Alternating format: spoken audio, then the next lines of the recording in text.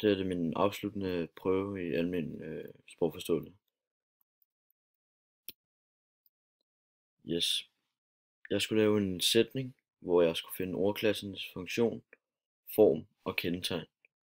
Så jeg har lavet den sætning, der hedder: Den flotte fyr falder for de to smukke kvinder på festivalen i morgen.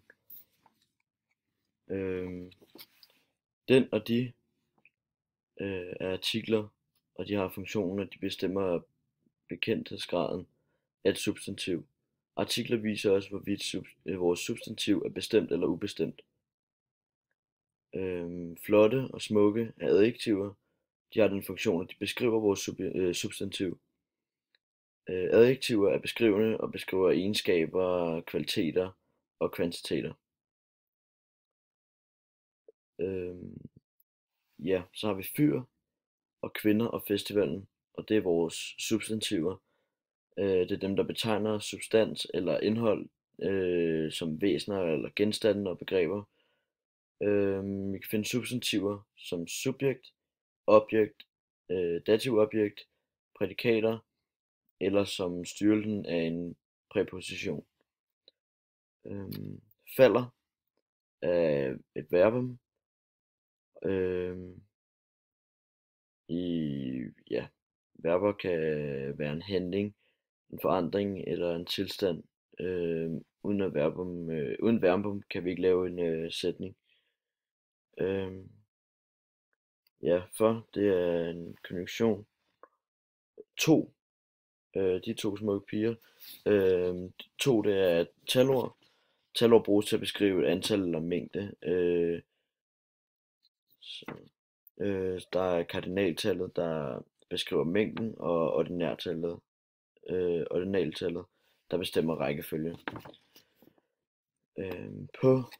På festivalen er præposition, som har funktionen at beskrive et forhold.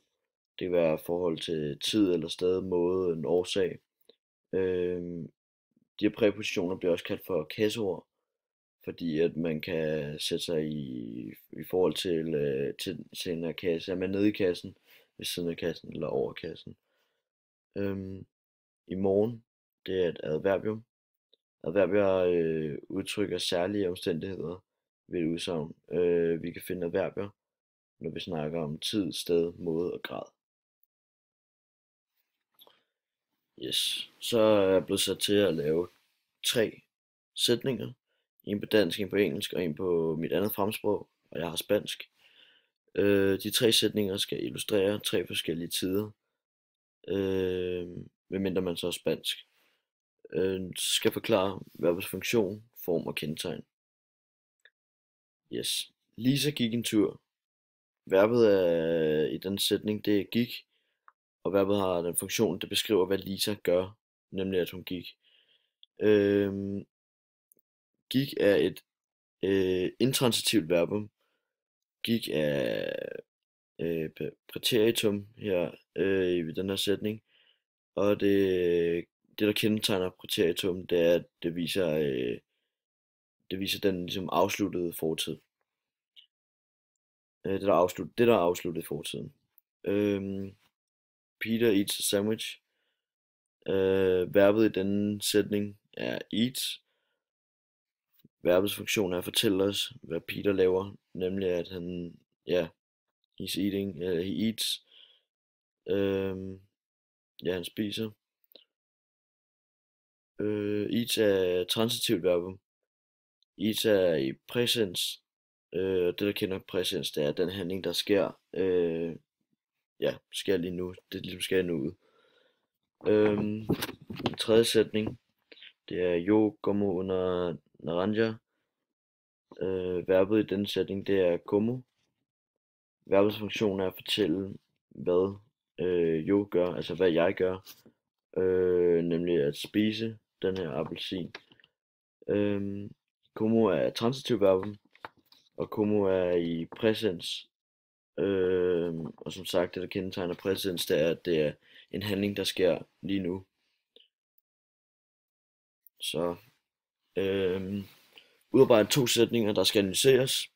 Sætning 1 skal indeholde minimum et subjekt, et verballed, øh, enkelt, samt minimum et objekt og et adverbialt led.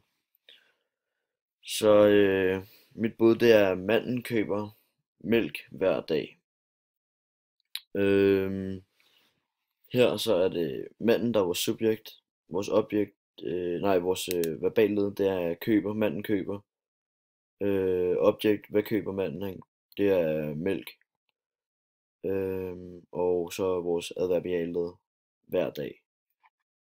Sætning 2 skulle indeholde minimum et subjekt, et verballed, et sammensat verballed, samt minimum et subjektsprædikat og et adverbialled. Så Søren har spist. Har spist, det er altså vores sammensatte verballed. Hvem har spist, det er Søren, så han er vores subjekt. Ja. Vores adverbialled, det er så i dag. Søren har spist i dag. Og igen har vi subjekt han, og vores verballed, han er, altså er, og vores subjektsprædikat, han er ikke sulten. Yes.